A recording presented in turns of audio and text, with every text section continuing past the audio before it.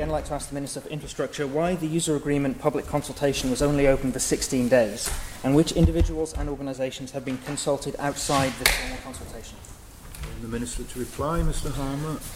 The Department has adopted an approach of engagement to obtain a wide range of views and evidence to be able to demonstrate what is required from the Strategic Sea Services.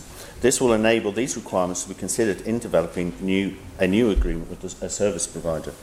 The recent survey is only one element of this engagement work, with other strands including a series of focus workshops, individual meetings.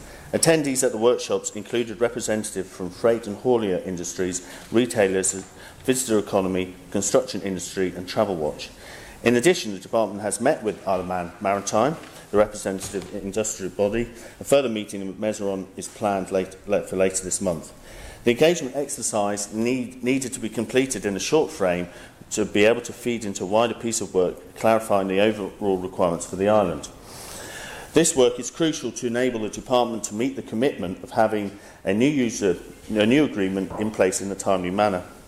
The Honourable Member will be aware that this Court voted in May 2018 to support a commitment that a new user agreement was to be presented to Tynwald within 12 months. He will no doubt be aware of the various commitments made by my colleague, the Treasury Minister. The Department is keen to make progress on this issue of key national importance.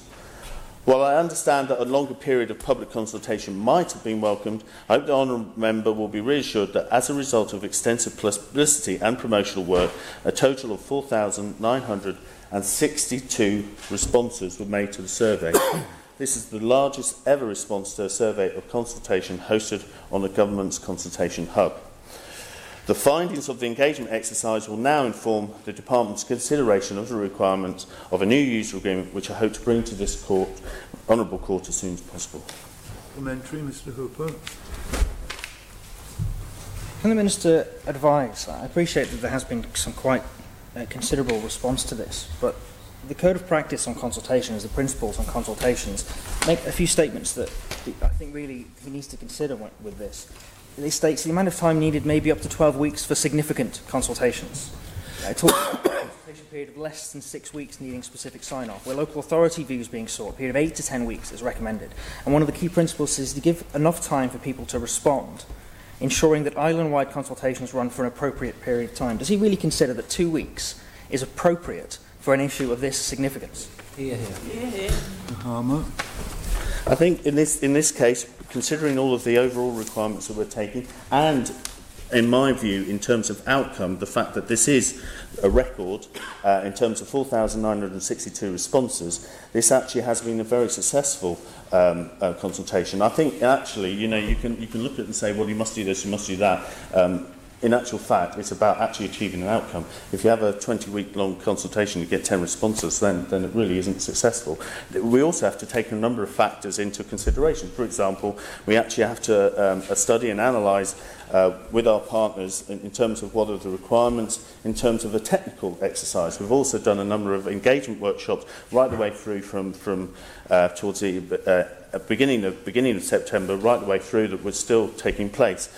This is a very important issue. I'm delighted that people are engaging into it, and in essence, we take the guidance on board, but you have to look at what the consultation is doing, and in terms of if you're taking a very detailed bill that requires lots of clauses where you may need a lot of time to do that, the amount of time is in fact appropriate, and because of the way that it's been done, incredibly successful. Supplementary, Mrs. Beecroft. Thank you, Mr President. I think the Minister said that there had been 4,962 responses, which I think shows the importance that everybody is placing on this, and it's a huge amount of response. But how much more response would there have been had it been the proper time frame for a public consultation? And when you said the 16 days, you could not possibly have realised how many responses you were going to get. So I think the question is still there. Why was it set at 16 days? It's one of the most important things that's happened here. Surely it was worth a considerable more length of time than that for the public to respond as they felt appropriate. Minister. You see, I just fundamentally disagree with you. I mean, if you always deal with everything on inputs, you never get a good solution. You have to deal with outcomes. Of course, we were aware that this is a fundamentally important piece of work that we had to do, which is why we've been engaging with people over the last 2 months. It's why we're engaging across the industry, and it's why we put the publicity and the focus on that, and that is why we've got the success today. So I just fundamentally disagree with you. It's been a successful consultation, and we will take all the evidence to now build that into a new use agreement.